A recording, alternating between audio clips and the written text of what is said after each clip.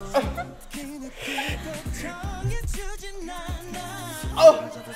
the tight vocal harmonies are so sick.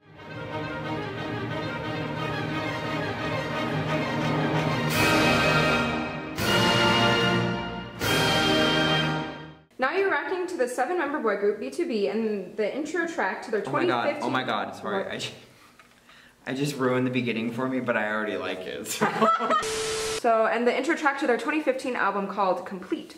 This intro track is about BTOB creating a path through the hardships of life for themselves. Even if they are surrounded by darkness, even if they fall down, their hardships won't cause them to give up. The song is written, arranged, and composed by E1. It's pretty long runtime for an intro track, but it's also called Complete, you see. So is it going to be an intro, or is it going to be something complete?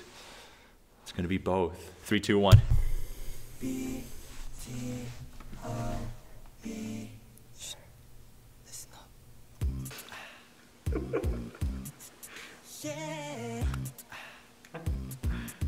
Wait, I'm so about this. Love the vocal percussion. Complete. Oh. Oh. Oh.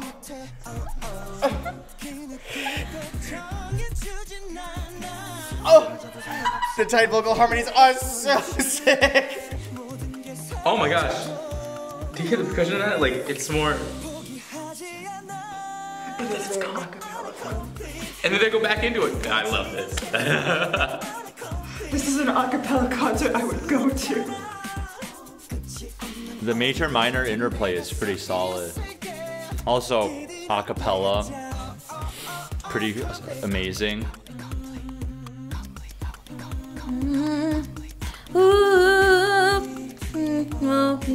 That's so cool.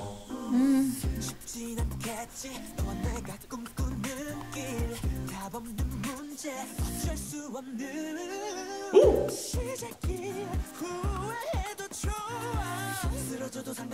I love that. That like power train forward. Da, da, da, da, da, da, da, da, da. Wow. Oh. And the next section is in major. After that major chord, this next phrase is in major. I love that.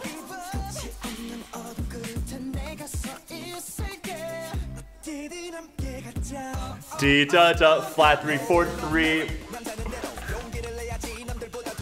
But a lot of it is created by their voices. And then you have that like percussion beat. Oh my god, turntables? Turntables?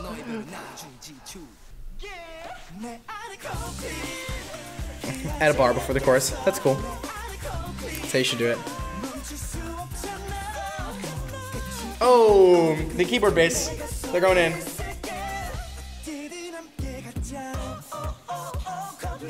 Whoever's doing that falsetto has got a really good sound. It's very clear. Really cool sections Right? they go into. Complete. Oh, that's so sexy. I love that. I'm sorry, we have to listen to the intro again because I... So the biggest things between that song and like a cappella that I hear either live or like in recorded live things or even produced a cappella in the United States and I guess Europe, the snares are not nearly as clean in the US and the bass drum is not nearly as clean. That was why I was sure that those were either synthesized or live instruments and not the human voice. And I think they just did some like sneaky editing tricks because it sounds so much better like this than it would otherwise. I'm sorry, we have to...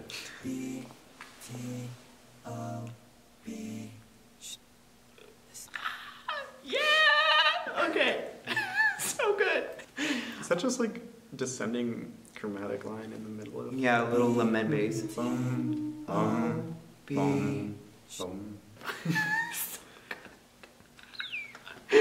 I'm sorry, I just love that so much. I wouldn't say I listen to K-pop on my own time, like religiously, but a genre that I have been very invested in for a very, very long time is a cappella. So to hear that, it like took me back into like familiar territory, I guess. So I was like really listening hard to all of the layers that they were giving, and it was incredible. Like it was really good. The beatboxer was amazing. Like that like low, Yeah. like beatboxing itself is one thing, but doing it and adding like low bass, like singing into Yeah. it, like percussive low bass Do you singing. think he was, do you think the beatboxer was also the bass singer on this track? I think it was two separate people. Oh yeah, it was two separate people. Yeah. Yeah. But the fact that they were able to do that on their own without like any like backtrack is still like amazing. Like they mimic the sounds of an actual bass player, of an actual drum set, all in like two different people. That's insane. It doesn't matter. It doesn't matter that this wasn't a live performance, but it was all just like so tight and well balanced and everything lined up. Like, and it was really intricate, like all of the parts between the like percussion, like the rhythm and bass section, and then like all of the harmonies and like use of silence and like swells on certain parts. It was like all like perfectly done, and there was dissonance and like it highlighted the consonants. It was just like really, really, really well done. Yeah, there was so much, I don't want to call it subtle, but like, Because we not don't know. macro scale, but like micro scale musicality going on in there. Like just small little things that lead from one section to another, like a little crescendo at the end of a phrase.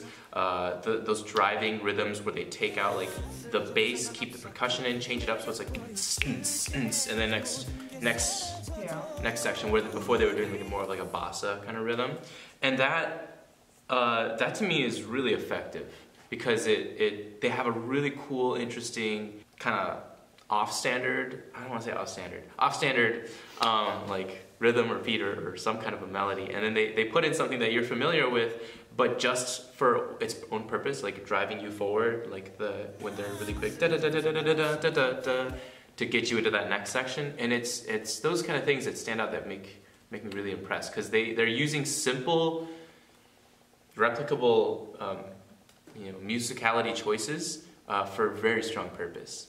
Okay, so like I love me some acapella, and like to hear like a pop group do a pop song that easily could have just been filled in with synths and like, you know, drum kit tracks. Like that was like the vocal percussion was like grooving, and they were like making all sorts of really cool percussive sounds with their mouths and just like totally experimenting with how to construct a song entirely with the human voice, and I just respect that so much. This was so sick. The voices were awesome. The guy who was composing definitely chose his voicings well for like the voices. It was all awesome. Also, the vocal percussion, the bass line that was being done at the beginning, that shit's hard. That's awesome. Nice.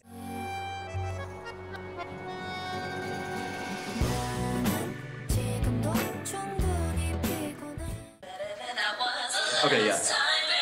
Yeah, I got that.